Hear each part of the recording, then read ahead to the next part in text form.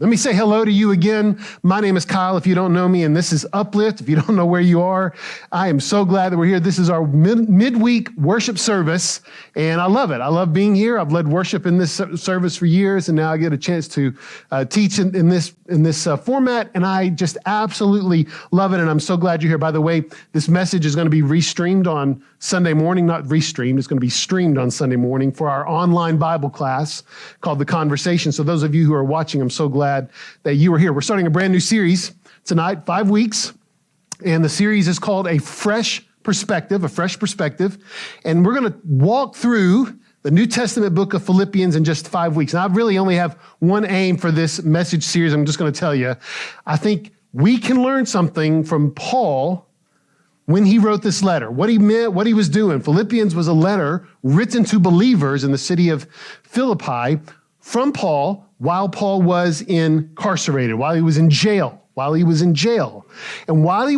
in this little letter, he writes some remarkable things, and I think we can learn something from this perspective. I know that I have and will continue to do so. So we're going to do this together. This first message here at Uplift is called Shifting the Paradigm. Now, you've probably heard the phrase a paradigm shift. You probably said it a bunch.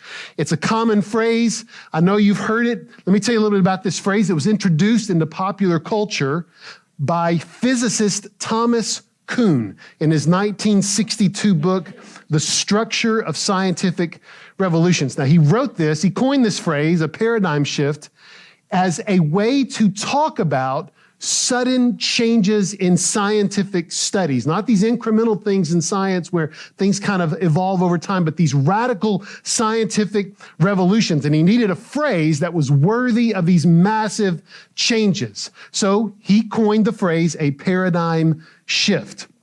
Now, here's what I think about that. I think we use the moment of the new year to shift our own paradigms. I think we do this. And you know what we call them? We call them New Year's resolutions, right? New Year's resolutions. That's what we call them. We aim to shift the paradigms of our own lives. But, I was searching the headlines today for New Year's resolutions, and it yielded some pretty common feedback. It seems that New Year's resolutions have gotten a bad rap. So I've got some of these headlines. I want to show you here's the first one. Forget New Year's resolutions. Try this goal-setting method instead. Sounds like clickbait, but just forget it. In other words, you're already a failure. Just forget it. Move on. Here's the next one. Look at this one. Why you might want to wait till March to make your New Year's resolutions. I'm thinking about summer in March. I'm not thinking about what I need to change. Here's the third one. New Year's weight loss ads do more harm than good. So look, if you've already failed on the diet, there's some encouragement in the world for you. It's okay. It's going to be fine. And here's the fourth one I saw today. Travel, yoga, and paying off debt. This one's actually kind of cool. That's what Google searches tell us are among the top 7 New Year's resolutions. By that list, by the way, the top search for New Year's resolutions was gym membership. That was the most searched phrase with New Year's resolutions. We look for momentum to shift the paradigms of our own lives. We review our failures, our non-successes, our mistakes of the previous year, and then we chart how we can undo mistakes or even enhance our lives and make them better. That's really the impetus for this message series. It's to ride this wave, this momentum, to catch this fire when meaningful change it's on our minds. But the more I thought about this trend, I've been planning this series for a couple of months, the more I thought about this, the more my mind kept turning to this little bitty book of Philippians, this little letter that Paul wrote while he was in jail, because I couldn't quite get past a couple of questions. One was how would a paradigm shift in your life feel when you're in jail, when you're trapped? How does that work? Maybe even more practical, how does that work when you're lonely? When you don't feel that you have any purpose? How can the paradigm shift of the same old, how can that really change without some sort of meaningful revolution, some sort of meaningful intervention, to borrow from Thomas Kuhn's book? How did it shift for Paul? How did that happen? While at least at the time, he had some hope, and we'll talk about that in a minute, but what we learn historically is that Paul was in jail until he died. I mean, how could he write the following words? We're gonna go to Philippians chapter 1. We're gonna begin in verse 3. I want you to hear what he wrote from a jail cell. I thank my God in all my remembrance of you, always in every prayer of mine for you and for you all, making my prayer with joy because of your partnership in the gospel from the first day until now. And I'm sure of this. Now listen to that certainty. I'm sure of this, that he who began a good work in you will bring it to completion at the day of Jesus Christ. It's right for me to feel this way about you all because I hold you in my heart. For you all are partakers with me of grace, both in my imprisonment and in the defense and confirmation of the gospel. He considers himself a partaker of grace in jail. How can you write something like that? I mean, it's obvious. We know Paul, but if you don't, it's pretty obvious, at least in these few words, that something changed in his life. Something shifted in his life. And this shift was the fuel for this letter, for his response to the situation of his friends in Philippi. That little church was in the midst of a big struggle. I want you to look at Paul's encouragement. This is from Philippians chapter 1, verse 26. This is what he wrote them. Do not be frightened in anything by your opponents. This is a man who wrote that from prison. Don't be afraid. That's what he writes. Don't be afraid. He's talking about some face-to-face opposition here. This isn't some fringe social media post criticizing the church, a post with a few likes here or there. Something personal spooked his friends in Philippi. So Paul, from jail, needed to strengthen them. But he was in jail, so how can he offer strength when his situation implied his own weakness? I mean, how does that work? That doesn't sound congruent. Well, Paul didn't strengthen them with a pep talk. He didn't affirm them. He didn't try to salve their self-esteem. What he did was he gave them something stronger. He gave them a gospel tonic that we still need. It was a way to shift their own paradigm. And I want you to listen to this. This is from chapter 1, verse 29. In fact, it's at the top of your outline on your order of worship. We're going to spend a few minutes with this one verse. Listen to what he wrote. For it has been granted to you that for the sake of Christ, you should not only believe in him, but also suffer for his sake. Now we're going to read it again, and I want you to read it out loud with me. Here we go. For it has been granted to you that for the sake of Christ, you should not only believe in him, but also suffer for his sake. Now, I want you to read it out loud because I think that's going to help us see how huge that statement is. How theologically huge that statement is, how practically large that statement is. Because what it does is it answers for us a question of how we can shift the paradigms of our own life, of how we can shift the paradigms of our sin and our disappointment and our hurt. You want to know how we do that? Well, according to this verse, we don't. You know, usually in messages and in sermons, the big left hook comes at the end, right? I'm dropping it right here. It's right now. This is the left hook. We cannot shift the paradigms in our lives. And this statement here tells us this truth. And it says two critical things about this. We're gonna unpack this for a couple of minutes. So I want to show you this. Theological points, big. First thing here is that belief in the gospel, your belief in the gospel, is granted to you. It's given to you. It's given to you. In fact, the original word translated here as granted is from the original word, the original Greek word for grace, for grace. In other words, what Paul is saying is that you have been given the grace to believe. In fact, it's in the passive, the verb's in the passive voice here, which means you didn't go get it. You didn't work for it. You didn't find it. It was given to you like a Christmas gift. It's the gift of privilege and the gift of love. In fact, we find out in the previous verse in chapter 28 that God has given you this gift. He's given you this gift of belief. So you want to know what this means, and I really am prayerful that our hearts can receive this. This is what this means. This is what Paul's talking about, that belief in the gospel is not a right we inherently possess. We don't inherently possess this. No one does. No one instinctively, autonomously chooses to believe in the gospel. Because if that were so, if that was the truth, then you know who becomes the primary actor in our salvation? We do. If we have the power to choose to believe, then we become a greater partner in our belief than God does because we possess the power of veto. We possess the power of refusal or acceptance. And listen, Paul's not going to have any of that. He doesn't. Nor does he ever teach that, because he knew while sitting in a jail cell that his belief was given to him. He knew that. He didn't choose it. 20 years before he wrote this letter, Paul took a trip to persecute others who believed in Jesus. You know this, Acts chapter 9 on the road to Damascus. He was out to make a name for himself. He was pushing the boundaries of his own authority. But you know who showed up in the middle of that road trip? It was Jesus. Jesus met him in the middle of that road trip and stopped him and gave Paul his belief, spoke to Paul. The Jesus that Paul thought was dead is now discovered to be alive in Acts chapter 9. He's alive. You can't persecute it. You can't do this anymore.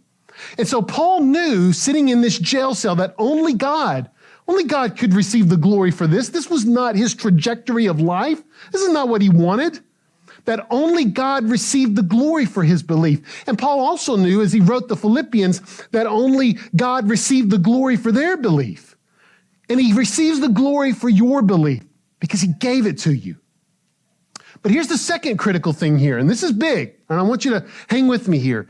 It's big in admitting our powerlessness in our ability to shift the paradigms of our life. And it's this, it's not just that belief in the gospel is given to you, it's also this, that suffering for the sake of the gospel is granted to you. Suffering is granted to you. Let's read this passage again, Philippians chapter 1, verse 29. I want you to see it. For it has been granted to you that for the sake of Christ, you should not only believe in him, but also suffer for his sake. Following Jesus doesn't just stop at belief. Our suffering for the sake of Christ is also given to us. Paul says it's graciously given. It's a grace. It's as much of a privilege for us as belief. In fact, belief and suffering are joined. One is never without the other. And just as belief is not something you choose, neither is suffering. Paul didn't choose to be incarcerated at this stage of his life. This was not his life goal. All right? This was not his aspiration as a little boy from Tarsus. He didn't want to grow up and go to jail. So he could only assume that under God's sovereignty, he was placed in this jail cell. It's the only way he can make sense out of it. And he writes that just as he didn't choose to believe, neither did he choose to suffer, because he knows from experience that choosing to believe, even if that were possible, if you could choose to believe, he knew that that would also be a choice to suffer. Because believing in Jesus is so countercultural. He knew this. And no one instinctively chooses to suffer. Because it's not a big news flash. We don't like pain. We don't choose this. So why did Paul include suffering here? I mean, he could have wrapped it up with a nice little bow and just stopped at belief, right? That would have made us feel a lot better. Why did he continue talking about suffering here? Why did he say that God has granted us suffering, the gift of suffering? And this is why, because belief without suffering is only ideological assent. Belief is not proven without suffering. It's not proven without suffering. Belief without suffering isn't belief. It's just agreement. That's all it is. So Paul ties them together. He knows this. But maybe the most significant part of this statement isn't necessarily the origin of belief, nor is it really the origin of suffering. It's on whose behalf we believe and suffer. I want you to look at this again. We're going to read this again. It's on your order of worship. For it has been granted to you that for the sake of Christ, you should not only believe in him, but also suffer for his sake. We are given belief, graciously given belief. We are graciously given suffering for the sake of Christ. We don't believe to enhance our status. We don't believe to prove someone else is wrong. We don't believe because that's how we were raised. All those types of belief make sure you get the glory. We don't believe for those reasons. And we don't suffer. Let's talk about suffering. We don't suffer for people. We don't suffer for the hopeless and neglected. We don't suffer for them. We don't suffer to prove a point. We don't wear the t-shirts or complain about how tough life is or make sure that we're in solidarity with social justice movements or get arrested or make ourselves victims in social media posts because we stand up for the little guy. Because those types of sufferings also make sure you get the glory. They make you a victim, actually. We do both. We believe and we suffer for the sake of Christ because he's called us and given us this gift. We believe because Christ is our supreme treasure, and we suffer because Christ is our supreme treasure, because he is infinitely more valuable to us than the air that we breathe. Listen, we endure in our God-given belief because Christ is worth it. Not because we're worth it, not because we're smart, because Christ is worth it. And we endure in our God-given suffering because Christ is worth it. How else? How else can you be strengthened? I mean, seriously, how else can you be strengthened except by knowing that what you endure because God has given you the grace to endure it? How do you wake up to another day of hurt and disappointment and reprisals and cancer and disease if not for God being sovereign over those very things? How is that possible if not for the grace of God? If not for the grace of God. But look, the title of this message, it's called Shifting the Paradigm. And I've already given you the left hook. No surprises here. The left hook is that we can't. We can't do this because God is the power behind our belief and our suffering. But I think we need some assurance. Because God is the one who shifts the paradigms in our lives. He's the one that does it. He's the fuel behind the fire of our life.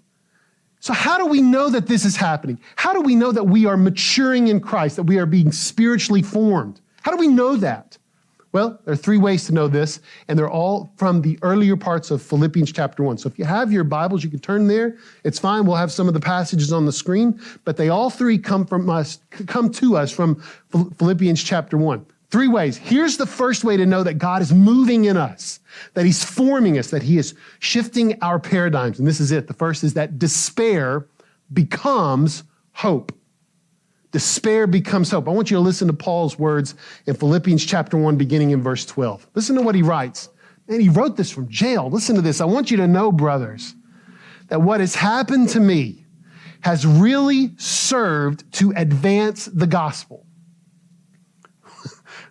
Who is this guy? Verse 13. So that it has become known throughout the whole imperial guard and to all of the rest that my imprisonment is for Christ. We suffer for his sake. He's given us the grace. That's what Paul wrote. Verse 14, and most of the brothers, having become confident in the Lord by my imprisonment, are much bolder to speak the word without fear. You know why Paul wrote these statements? Let me tell you why.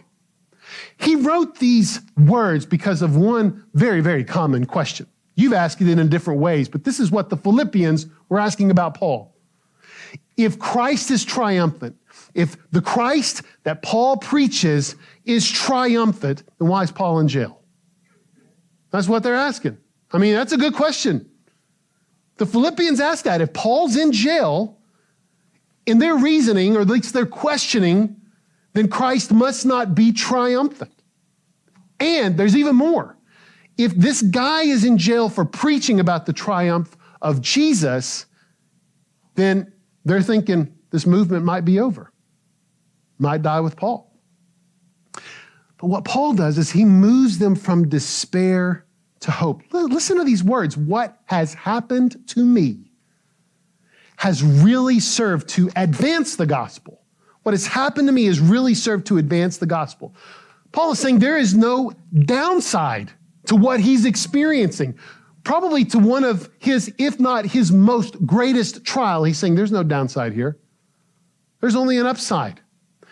You and I know that God is moving in our lives, that he is shifting the paradigms of our expectations when God favors us with this kind of thinking, that there is an upside to life. Paul was incarcerated, but his incarceration led to more believers and more preachers. That's what he says. There's something good that's come from this. What God does to us is he does the same thing. We see the benefit of the difficulty. We can't help but notice it. Actually, it's there. It's staring us in the face. We might not want to see it. We might have a little pity party and feel sorry for ourselves, but God consistently puts this in our face. There is something greater happening. When God moves in your life, he moves you from despair to hope. And we know he's done it when we begin to see the upside, even in the tough things. Here's the second way we know that God is shifting the paradigms of our life. It's this, that God shows us that the present becomes the future. The present becomes the future. Let me explain this. Let's read this. This is from Philippians chapter 1, verses 18 and 19, a little farther down. So he's still talking about the upside, right? He's still talking about the preachers and the believers. Look at this, verse 8. What then? Verse 18. What then? Only that in every way, whether in pretense or truth, Christ is proclaimed, and in that I rejoice. Yes, and I will rejoice, for I know that through your prayers and the help of the Spirit of Jesus, this will turn out for my deliverance. I want you to notice the change in Paul's own language. In verse 18, look at this. I rejoice, and then what does he say? I will rejoice. Present, I will rejoice. I rejoice. Future, I will rejoice. Present, it changes right there, right in front of our eyes. Sleight of hand, it's right there. Paul's paradigm had shifted. He no longer thought of the here and now. He couldn't. There were greater things for him through Jesus to accomplish. And Paul knew that his deliverance was on the line. And he also knew full well that his deliverance would either mean freedom from incarceration and full legal vindication, or death. And that death would lead him to Jesus. Deliverance either way. Either way. If they wrongly convict him and he's put to death, he's going to be with the Lord. If he's vindicated, there's more that he can do. You and I know that God is doing something in our lives when we begin to think not only of the here and now, when God rescues us from the present, when we begin to realize that hope is real, that it exists, and that your faith is what is greater, and it overwhelms even your experience, that your heart beats with God's future plans of deliverance for you. And here's the third way that you know that God is moving in you and shifting your paradigm. It's this, I love this, that good becomes Christ. That good becomes Christ. You know this famous passage, Philippians chapter 1, verse 21. Let's read it out loud together. Let me hear you. For me to live is Christ, and to die is gain. Isn't that awesome? Paul's Greek writing here, it doesn't have a verb. Let me kind of do some linguistics with you for a minute. It's not too hard. There's no verb here in the Greek language. So that word is doesn't exist in the letter of Philippians. It's not there. It's not added it's not in the original language. Our translators, who translate our Bibles into English, added that verb for clarity. And it's fine, right? So the literal translation of Philippians 1:21 is this: living Christ, dying gain. It's like a declaration, right? I mean, a lot of commentators and scholars, when they translate this on their own, they'll translate it literally, then they'll put exclamation points beside those two phrases because that's what it feels like. But I want to show you something cool. Paul's phrase here, living Christ, his phrase here is a play on words. Paul's a smart guy. It's a play on words. There was a popular phrase at the time. It's actually a popular phrase now. In fact, I have a coffee cup in my office that says this.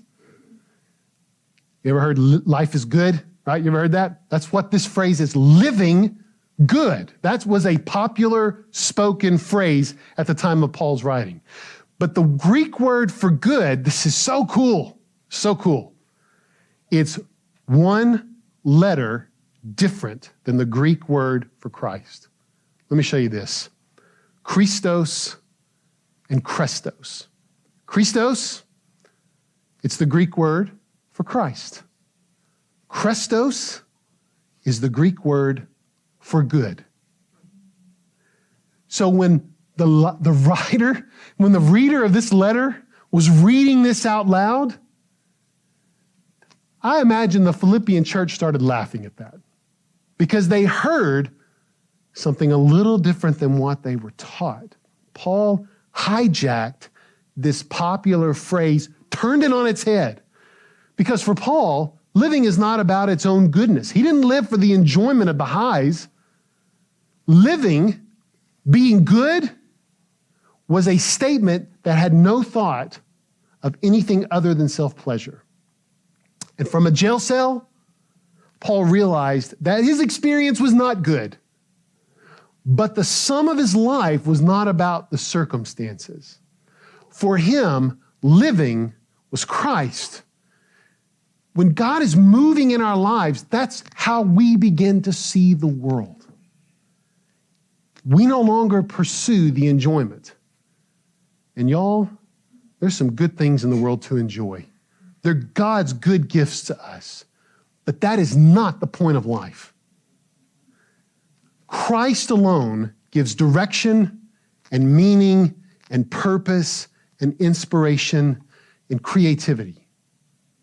It's only Christ. And you know that God has shifted the paradigm of your own life when, as the old hymn says, the things of this world will grow strangely dim. In what? In the light of his glory and his grace. You cannot shift the paradigm of your life, but God can. And he does through the powerful name of Jesus.